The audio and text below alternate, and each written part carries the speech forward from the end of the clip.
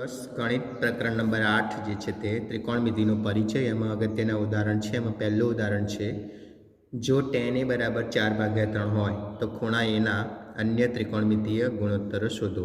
હવે અહીંયા tan a ની કિંમત આપેલી છે, બરાબર। tan a તો આપણે જાણીએ છીએ કે tan એટલે શું થાય, ખૂણો એ આપણે લેવાનો છે, તો એની સામેની બાજુ ભાગ્યા પાસેની બાજુ। તો અહીંયા 4/3 ગુણોત્તર આપ્યો છે ને, તો અહીંયા આપણે શું કરીશું કે tan a ધ્યાનથી જુઓ કે સૌપ્રથમ આપણે કાટકોણ ત્રિકોણ અહીંયા આપણે લખીએ કે કાટકોણ ત્રિકોણ એબીસીમાં એસી કર્ણ લઈ લઈએ, બરાબર। એસી કર્ણ તો ખૂણો બી શું થાય, કાટખૂણો થશે કે નહીં થાય, કાટખૂણો છે। એસી કર્ણ અને એક ખૂણો બી શું છે, કાટખૂણો। તો અહીંયા tan a નું સૂત્ર લગાવીએ કે tan a બરાબર શું થાય, તો એ એટલે સામેની બાજુ બીસી ભાગ્યા પાસેની બાજુ એબી, તો બીસી ભાગ્યા એબી બરાબર અહીંયા કેટલું આપ્યું છે, 4/3 આપ્યું છે। તો અહીંયા શું કરીશું કે કોઈ સંખ્યા અહીંયા બીસી બરાબર આપણે શું લેવાનું છે, બીસી બરાબર 4k લેવાનું અને એબી બરાબર 3k લેવાનું। જ્યાં k શું છે, અહીંયા 3k, જ્યાં k શું છે, કોઈ ધન સંખ્યા છે, બરાબર, કોઈ ધન સંખ્યા છે। આ રીતે એક ગુણોત્તર આપ્યો હોય તો આપણે શું કરવાનું, ધારવાનું છે કે બીસી બરાબર 4k લઈ લઈશું અને એ બી બરાબર 3k। હવે શું કરીશું, પાયથાગોરસનું પ્રમેય લગાવવાનું છે, બરાબર। તો પાયથાગોરસનું પ્રમેય લગાવીને ત્રીજી બાજુ આ કાટકોણ ત્રિકોણનું કર્ણ શોધી કાઢીએ। તો પાયથાગોરસનું પ્રમેય આપણે જાણીએ છીએ કે પાયથાગોરસના પ્રમેય મુજબ શું થશે, કર્ણનો વર્ગ એટલે કર્ણનો વર્ગ કેટલો થાય, તો કાટખૂણો બનાવતી બાજુ એબીનો વર્ગ વત્તા બીસીનો વર્ગ, તો એસીનો વર્ગ કર્ણનો વર્ગ બરાબર AB² + BC²। કાટખૂણો બનાવતી બે બાજુના વર્ગોનો સરવાળો એ કર્ણના વર્ગ જેટલો થાય છે। તો હવે એબીની કિંમત અહીંયા કેટલી છે, 3k, તો 3kનો વર્ગ કરીશું। બીસીની કિંમત કેટલી છે, 4k, તો 4kનો વર્ગ। ચલો 3નો વર્ગ કેટલો થશે, 9 અને kનો સ્ક્વેર, 4નો વર્ગ 16k², 9 + 16 કેટલા k² થાય, 25k² થાય। આ થઈ એસીના વર્ગની કિંમત, તો એસી બરાબર 25નું વર્ગમૂળ કેટલું થાય, 5 અને કેના વર્ગનું કે થાય, એટલે અહીંયા ત્રીજી બાજુ આપણને કેટલી મળે છે, 5k। હવે આ બાજુ મળી ગઈ। હવે આપણે જે ત્રિકોણમિતિય ગુણોત્તરો શોધવાના છે બધા મળી જાય। tan a આપ્યું છે ને, તો tan a છે, તો tan a નું ઉલટું કરી દો તો શું, આ tan a બરાબર 4/3 છે, બરાબર હે ને। તો આપણે શોધવું હોય, હવે cot a શોધવું હોય તો cot a તો 3 ઉપર જાય ને 4 નીચે ઉલટું કરી દેવાનું, એટલે એક મળી જાય છે। પછી sin a, હવે sin a ની વાત કરીએ ત્યારે શું થાય, sin a એટલે સામેની બાજુ ભાગ્યા કર્ણ થાય, એટલે BC ભાગ્યા AC થશે। હવે BCની કિંમત આપણી પાસે 4k છે અને ACની કેટલી છે, 5k, તો અહીંયા k કેન્સલ કરો તો તમને શું મળી જશે, 4/5, તો આ sin a મળે। હવે sin a જે છે એનો વ્યસ્ત કરો એટલે cosec a મળે, તો cosec a શું થશે, 5/4 થઈ જાય, બરાબર, ઉલટું કરો એટલે। પછી ચલો cos a નું સૂત્ર શું થાય, પાસેની બાજુ ભાગ્યા કર્ણ, તો આ ખૂણા એની પાસેની બાજુ AB છે, AB અને કર્ણ કયો છે, AC, તો AC। હવે ABની વેલ્યુ કેટલી છે, 3k અને ACની કેટલી છે, 5k, તો k કેન્સલ કરો એટલે તમને cos a ની કિંમત શું મળે છે, 3/5। હવે cos જે છે એનું વ્યસ્ત કરો તો sec મળે, શું મળે, sec, માટે sec a બરાબર શું થાય, 5/3, ઉલટાઈ દેવાનું, એટલે આ રીતે જુઓ બાકીના બધા ગુણોત્તરો આપણને મળી જાય છે, બરાબર। અહીંયા જુઓ આપણે ઉદાહરણ બીજું છે કે લઘુકોણ બી તથા ક્યુ માટે sin b બરાબર sin q છે, તો સાબિત કરો કે ખૂણો બી બરાબર ખૂણો ક્યુ। તો અહીંયા મેં બે કાટકોણ ત્રિકોણ લખ્યા છે, ત્રિકોણ એબીસી દોરેલા છે, જેમાં સી કાટખૂણો છે અને PQR એમાં આર ખૂણો કાટખૂણો છે, બરાબર। તો આપણે બે લખ્યા કે જેમાં sin b બરાબર sin q હોય તેવા બે કાટકોણ ત્રિકોણ એબીસી અને PQR લો। હવે આપણે શું કરવાનું છે, જુઓ sin b આપે છે તો sin b નું આપણે સૂત્ર લખીએ આ ત્રિકોણ માટે કે sin b બરાબર શું થાય, આ ખૂણો b, તો એની સામેની બાજુ AC ભાગ્યા કર્ણ AB થાય, તો AC ભાગ્યા AB થશે। અને આના માટે પણ આપણે sin q શોધી કાઢીશું, બરાબર। sin q બંને ઇક્વલ છે ને, એટલે sin q, તો q બરાબર સામેની બાજુ PR ભાગ્યા કર્ણ કયો છે, PQ, બરાબર, આ બંને। હવે આ બંને તો કેવા આપેલા છે, સરખા, તો અહીંયા આપણે લખી શકીએ કે sin b બરાબર શું છે, sin q, એન્ડ ધેરફોર આની વેલ્યુ જે છે AC ભાગ્યા AB બરાબર શું થશે, PQ ભાગ્યા PR ભાગ્યા PQ, હે ને, PR ભાગ્યા PQ થાય ને, હા। હવે બંને ગુણોત્તર સરખો છે તો એના માટે આપણે કે ધારી લઈએ. શું ધારીશું? કે એસી ભાગ્યા એબી બરાબર પીઆર ભાગ્યા પીક્યુ બરાબર શું ધારીશું? કે ધારો સરખો છે માટે. તો અહીંયા જુઓ, હા, તો એસી ભાગ્યા જે છે એસી ભાગ્યા એબી બરાબર, તો એસીની કિંમત આપણે શોધવી હોય તો શું મળે છે? અહીંયા આ જે છે કેની સાથે ગુણાકારમાં આને લઈ જઈએ તો આપણને મળશે એબીની કિંમત અહીંયા આપણને શું મળશે? કે પીક્યુ સ્ક્વેર મળશે. બરાબર હે ને?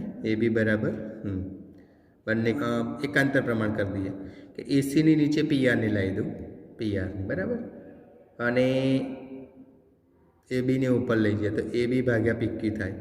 હવે આની બરાબર આપણે કે ધારીશું. બરાબર, આની બરાબર શું ધારીશું? કે ધારીશું. ઓકે, તો એસી બરાબર શું થશે?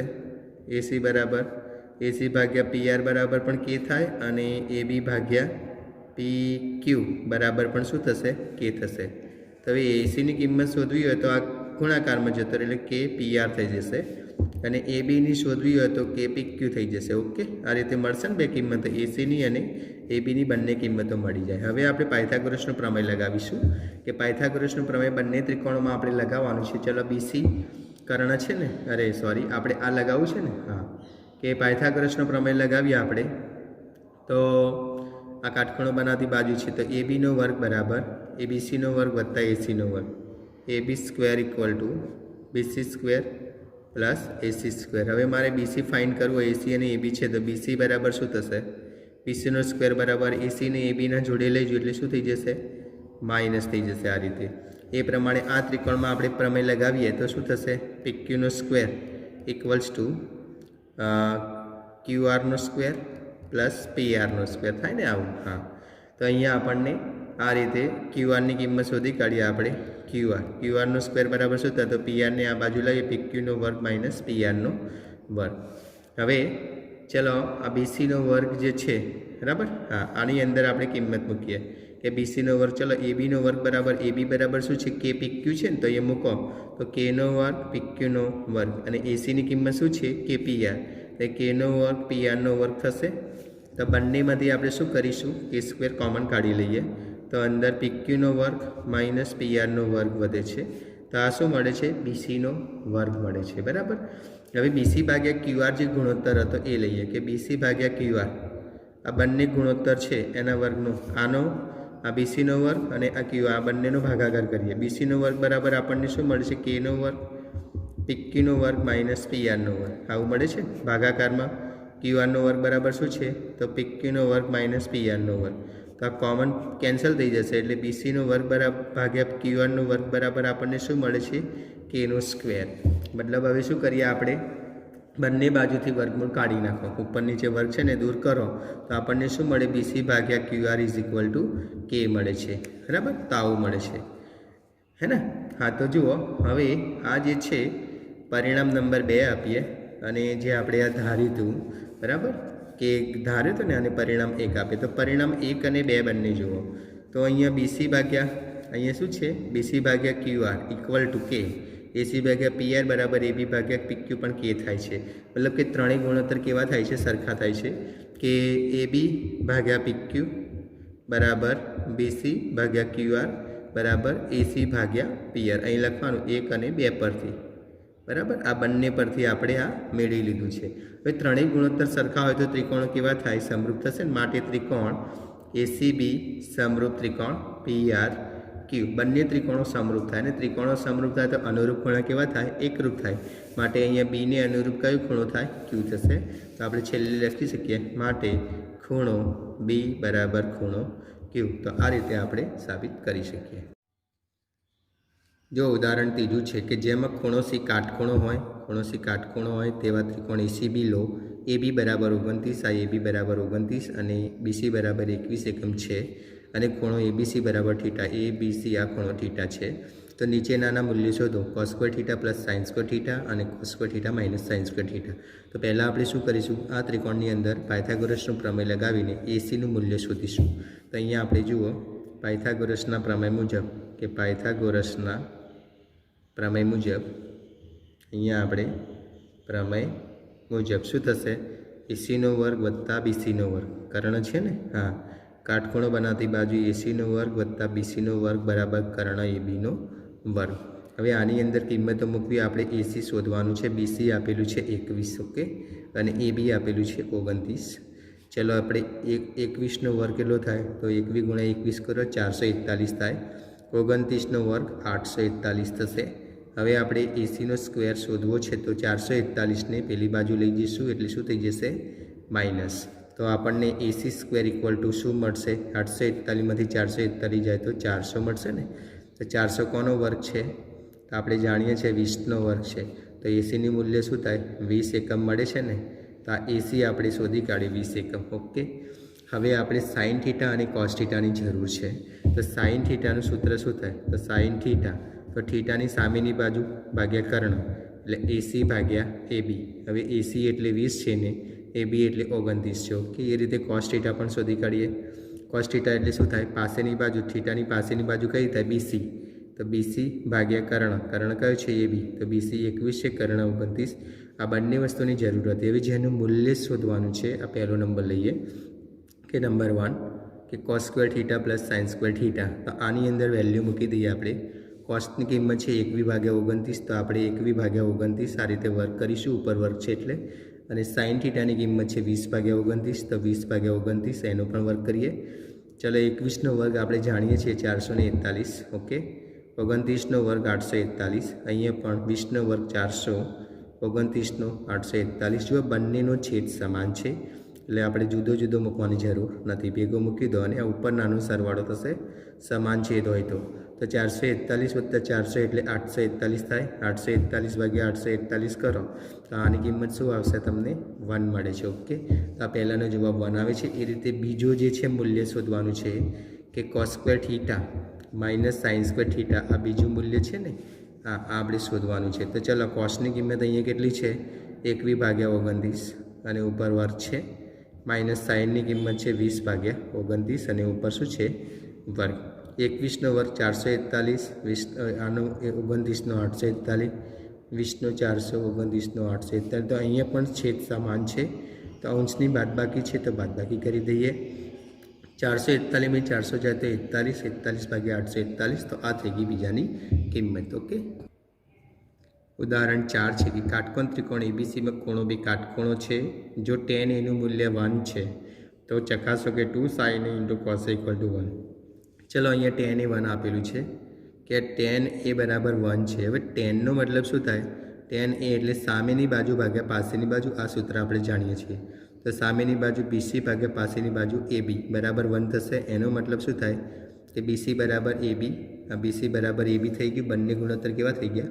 સરખા થઈ જાય. તો આ બંને સરખા છે તો એના માટે કે ધારો, કે ધન સંખ્યા છે. શું ધાર્યું આપણે? કે ધારો. તો આ પણ કે છે, આ પણ કે છે. તો પહેલાં કર્ણ શોધી કાઢીએ પાયથાગોરસનો પ્રમેય લગાવીને કે એસીનો વર્ગ બરાબર શું થશે? કાટખૂણો બનાવતી બાજુ એબીનો વર્ગ વત્તા બીસીનો વર્ગ. એબીની કિંમત પણ કે છે, બીસીની કિંમત પણ કે છે. k² + k² એટલે શું થાય? 2k². હવે વર્ગને કાઢી નાખો તો એસી બરાબર 2નું વર્ગમૂળ ના નીકળે એટલે √2 અને કેના વર્ગનું કે થાય એટલે કર્ણ આપણને √2k મળે છે. હવે આપણે જરૂર છે સાઇન એ અને કોસ એની.